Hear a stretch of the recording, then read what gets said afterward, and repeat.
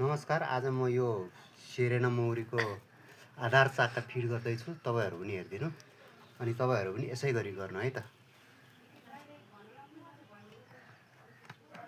यसले यसरी जोड्दिनु पहिला। यसरी जोडेपछि अनि यसलाई चाहिँ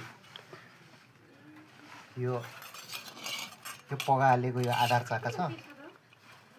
पगालेको आधार चाकका यो यसकै टुक्राहरू हो। अनि यसलाई चाहिँ यसरी माथिबाट हाल्दिनु।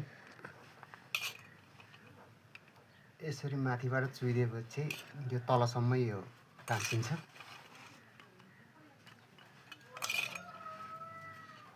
यो तरिकाले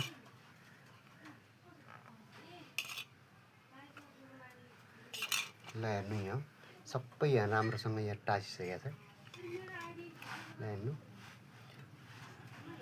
अब यसलाई चाहिँ यो मात्रै तताउनु। यो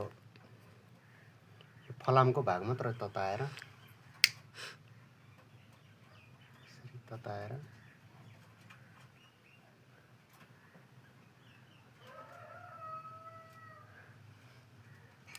ल हेर्नु यो तरिकाले गर्दिनु।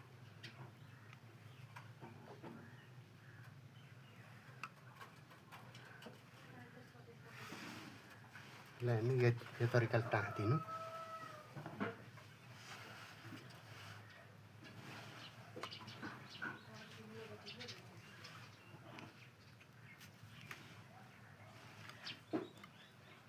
अलिकति भएन, यसलाई अलिक टाँस्नु पर्यो।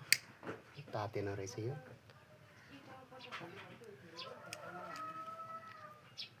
ल हेर्नु यो तरिकाले गरिदिनु। यहाँ चाहिँ भएको छ खास केही फर्दैन। ल यो तरिकाले गरिदिनु राम्रो हुन्छ। ल हेर्नु तपाईहरु पनि यसै गरी गर्नु। काट्यो।